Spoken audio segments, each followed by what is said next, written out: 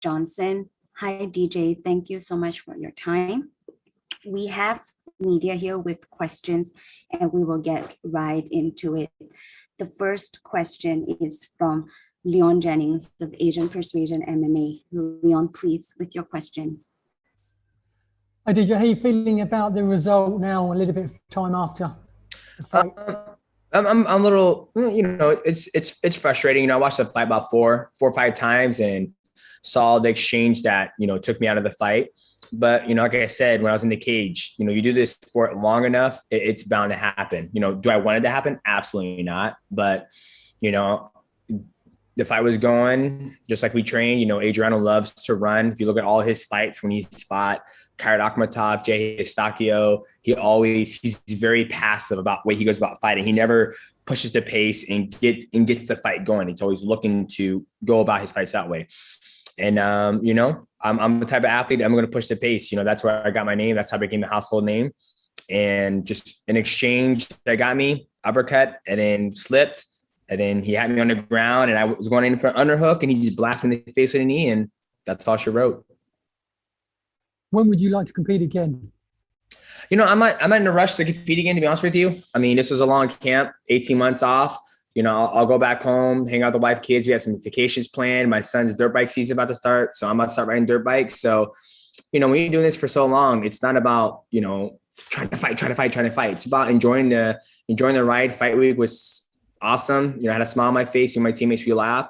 So we'll see, we'll get home and see what's going on. And lastly, was his height and reach a bigger problem than you thought it would be? No, it was just his running, his the way he went about the fight. I mean, the ref said action. And, I did my part just going forward and pressing the pace. Maybe I was too overzealous to get to him. Right. But, I'm not going to go in there and let him dictate, where the fight went. I wanted to get the fight going and pressure, but it is what it is. Actually, one more last quick question. What did you make of Eddie Alvarez's the end of his fight? It's unfortunate, man. It's part of the sport, right? It's like, what do you do, right? For me, it's like the crappy thing about the sport is like you hit him here, he hit him here, hit him in the ear. But yeah, this is going to mess up your equilibrium. Your body is not designed to take a shot right here. So, and then he turned his head more and then he hit him here a couple of times. So it's like, you know what? All right, you got disqualified. All right, on to the next one. Thanks, DJ. Thanks, Leon. The next question from Eddie Goldman, NHB News.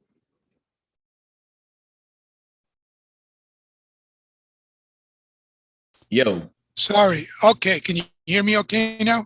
I can hear you now. Okay, great. Thanks. You talked about the knee that he landed where you were on the ground. For many years, of course, when you fought in the UFC, you couldn't do legally that move. How have you adapted to, since being in one championship, to these rules where this obviously is a legal move? And which set of rules do you like better? I like these rules. Like I said, it's a progression of a fight, right? So I went down on my back. I was coming up for an underhook. Adriano had me posted. He blasted the knee. The fight's over. It's done. I don't get any more concussions. It's just done. And it was a different position I'd been in. Like I said, Adriano did a good job of using his length. He fully extended me and landed at the knee. Okay, and you said you're going to take some time off. Any idea when you might be coming back?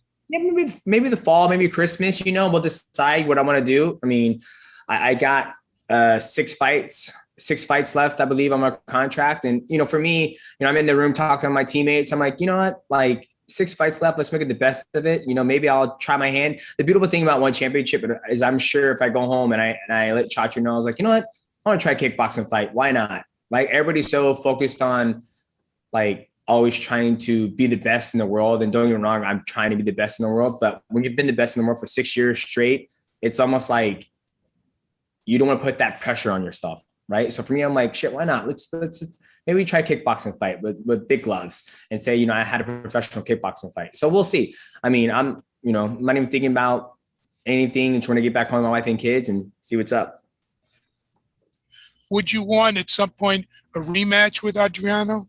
if I work my way back up to that point, right? I mean, I think he pretty much finished. He finished me, right? So, I mean, if the fight was closer, the fight was, contested, or I had him in some trouble or whatnot, then yeah, I can see one of a rematch. But he went out there, did his thing. He put me away. I've never been finished before in my whole entire career, and my in profession. I've been finished in the gym before, but yeah, I mean, I think Adriano can go off now and defend his belt more to some up-and-comer, Thairath, or wherever else he wants to fight.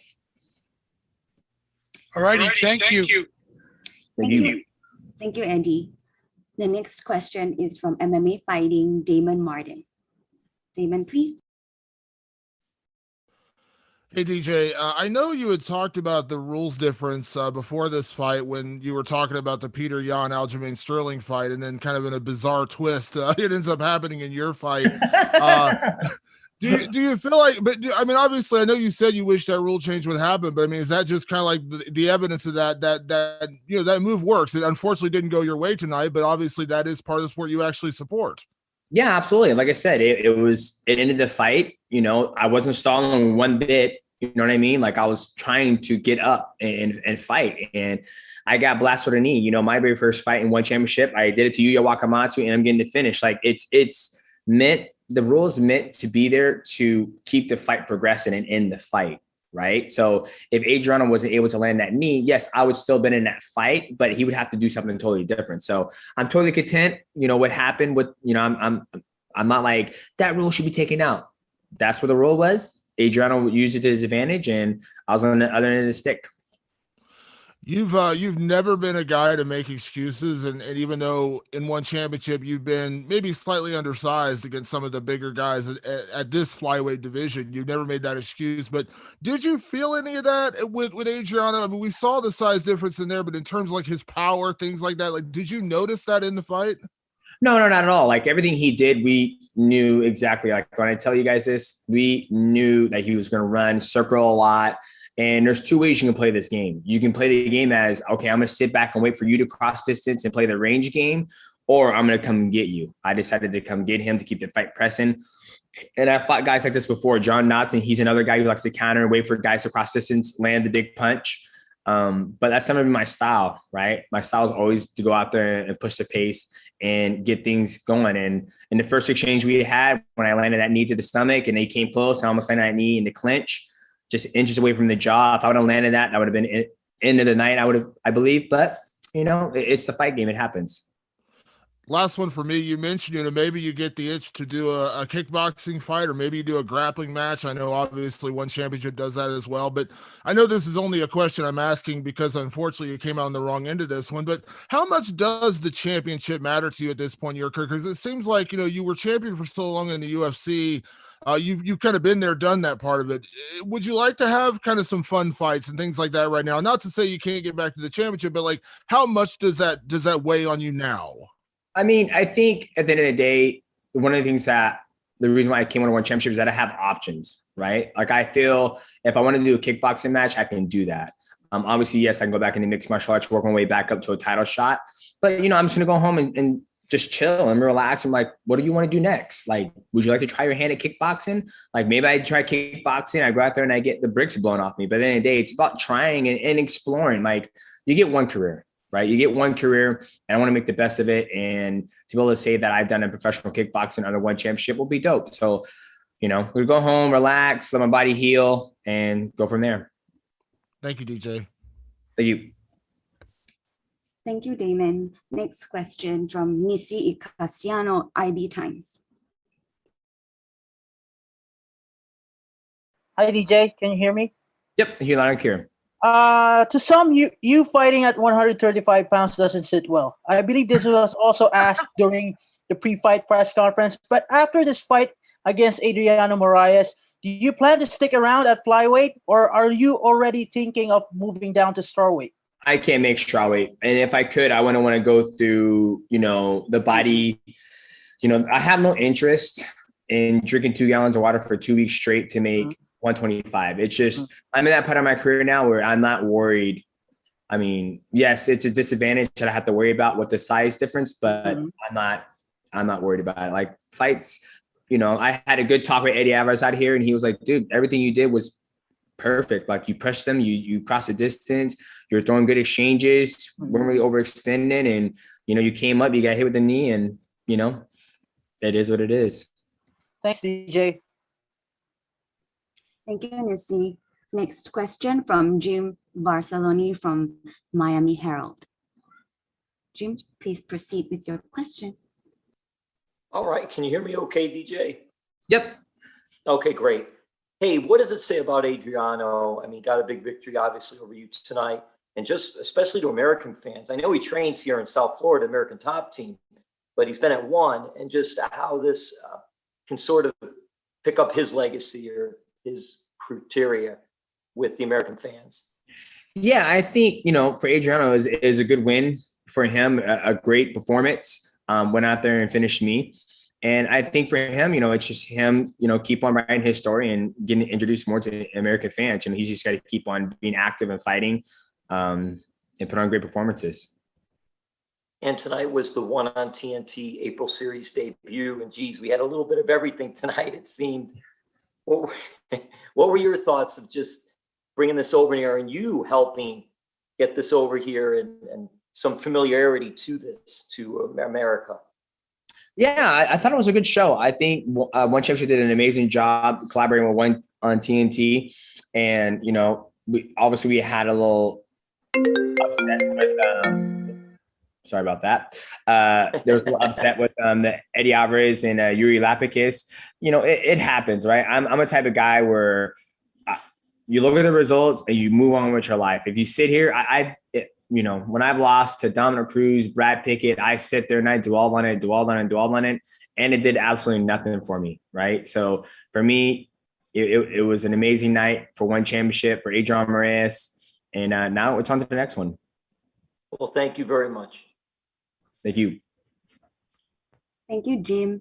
The next question is from Dylan Bulka, My MMA News. Dylan, please.